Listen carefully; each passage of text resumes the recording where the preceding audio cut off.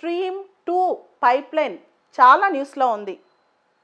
ఇది రష్యా నుంచి జర్మనీకి న్యాచురల్ గ్యాస్ సప్లై కోసం వేసిన పైప్లైన్. ఇది బాల్టిక్ సీలో అండర్ గ్రౌండ్ గుండా వెళ్తుంది. ఆల్రెడీ నార్డ్ స్ట్రీమ్ 1 ఆల్రెడీ ఒక ఛానల్ ఉంది. దీనికి సంబంధించి అప్పట్లోనే మెరైన్ ఎన్విరాన్మెంట్ పాడవుతుందని పెద్ద గొడవలు అయ్యాయి. తర్వాత అదే విషయం ఇప్పుడు కూడా ఎన్విరాన్మెంటల్ యాక్టివిస్టులు లేవనెత్తుతున్నారు. యాక్చువల్గా యూరోప్లో చాలా దేశాలు ఈ న్యూక్లియర్ టెక్నాలజీ కానీ కోల్ టెక్నాలజీ ద్వారా కానీ ఎనర్జీ ప్రొడ్యూస్ చేసే విధానాన్ని తగ్గించేశాయి. అయితే లో కాస్ట్లో వాళ్ళకి ఎనర్జీ ఎక్కడి నుంచి రావాలి? రష్యా వాళ్ళకి మేజర్ న్యాచురల్ గ్యాస్ సప్లైర్ అయింది. ఇంతకుముందు న్యాచురల్ గ్యాస్ అనేది రష్యా ఎక్కువగా ఉక్రెయిన్ ద్వారా పంపించేది. ఇప్పుడు కూడా ఉక్రెయిన్ ద్వారా రూట్ ఉంది. అయితే 2009లో ట్రాన్సిట్ ఫీజు విషయంలో రష్యాకి ఉక్రెయిన్కి పెద్ద గొడవ అయింది. తర్వాత మనందరికీ తెలుసు 2013లో ఉక్రెయిన్కి రష్యాకి అయిన గొడవ, క్రిమియాని రష్యా ఆక్యుపై చేయడం ఇదంతా. సో దీంతో ప్రస్తుతం తాత్కాలికంగా ఉక్రెయిన్తో ఈ ట్రాన్సిట్ రూట్ జరుగుతున్నా భవిష్యత్తులో ఉక్రెయిన్ని పక్కన పెట్టాలన్న ఆలోచన కూడా రష్యాకు ఉంది. అయితే అమెరికాకి దీని మీద చాలా కోపం ఉంది. ఈ పర్టికులర్ పైప్లైన్ మీద, నార్డ్ స్ట్రీమ్ 2 పైప్లైన్ మీద. అసలు యాక్చువల్గా ఈ పైప్లైన్ 2 సంవత్సరాల క్రితమే ఆపరేషన్లోకి రావాలి. కానీ అమెరికా ఆంక్షలు విధిస్తానని చెప్పి జర్మనీని బాగా భయపెట్టింది. దాంతో మొన్న ఈ మధ్య జర్మనీ అమెరికాతో ఒప్పందం కుదుర్చుకుని ఇప్పుడు ఈ పైప్లైన్ని ముందుకు తీసుకెళ్తోంది. యాక్చువల్గా ఇప్పుడు out going German chancellor Angela Merkel ఆవిడ పెట్ ప్రాజెక్ట్ ఇది. అపోజిషన్ పార్టీస్ కూడా లాస్ట్ ఇయర్ ఈ విషయాన్ని ఏంజెలా మెర్కెల్ కావాలని రష్యాతో జర్మనీని డిపెండ్ అయ్యేలా చేస్తోందని చెప్పి పెద్ద గొడవే చేశాయి.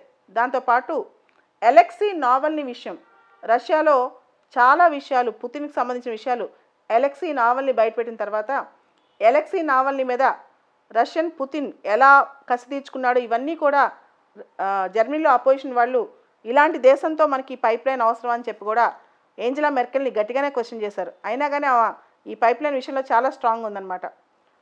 దాదాపు యూరోప్లో 14 దేశాలు మోర్ దాన్ 50% వాళ్ళ ఆయిల్ రిక్వైర్మెంట్స్ కోసం రష్యా మీద ఆధారపడ్డాయి. అమెరికా బాధ ఏంటంటే ఈ జియో పొలిటికల్గా రష్యా ఇక్కడ కీలక పాత్ర మళ్ళా పోషిస్తోంది. కాబట్టి ఎనర్జీ రిక్వైర్మెంట్స్ మీద యూరోప్ అతిగా రష్యా మీద ఆధారపడితే ఏ రోజుకైనా రష్యా రాజకీయాల్లో ప్రపంచ దేశాన్ని శాసించే స్థాయికి మళ్ళా వస్తోందేమో అని అమెరికా భావిస్తోంది.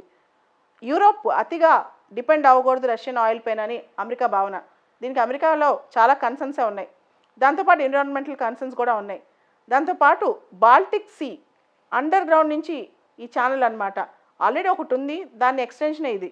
ఈ టన్నెల్ వల్ల చాలా న్యాచురల్ గ్యాస్ ప్రొడ్యూస్ అయ్యేది.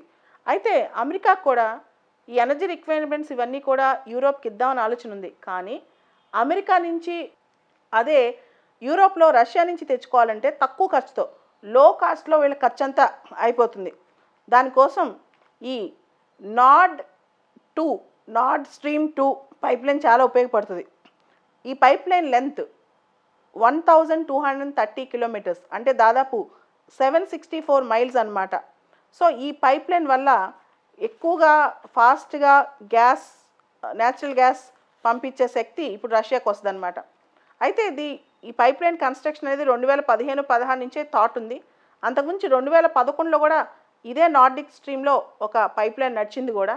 ఇది ఎక్స్టెన్షన్ అని చెప్పుకోవచ్చు. Russian major oil supply company Gazprom ఈ నార్డ్ స్ట్రీమ్ 2 పైప్లైన్ ప్రాజెక్ట్ మొత్తం ముందుకు తీసుకెళ్తోంది.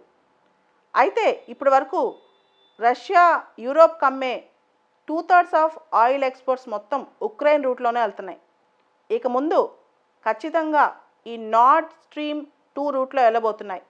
దీనికి ఉక్రెయిన్ ఏ విధంగా స్టెప్స్ వేస్తుందో మనం వేచి చూడాలి. ఇక్కడ స్టేక్ హోల్డర్స్ ఎవరెవరో ఒకసారి గమనించాం. Europe, Ukraine, America, Russia.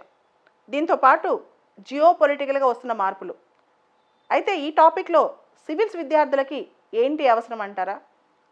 Baltic see దగ్గరలో ఉన్న దేశాలు చూసుకోవాలి. దాంతోపాటు రష్యా నుంచి జర్మనీకి ఆయిల్ సప్లై అవుతే ఎన్ని దేశాల ఎక్స్క్లూజివ్ ఎకనామిక్ జోన్స్ దాటి అది వెళ్తుందో చూసుకోవాలి. దాంతోపాటు ఈ ప్రాంతంలో ఎన్విరాన్మెంటల్ ఎఫెక్ట్స్ ఎలా ఉంటాయో చూసుకోవాలి.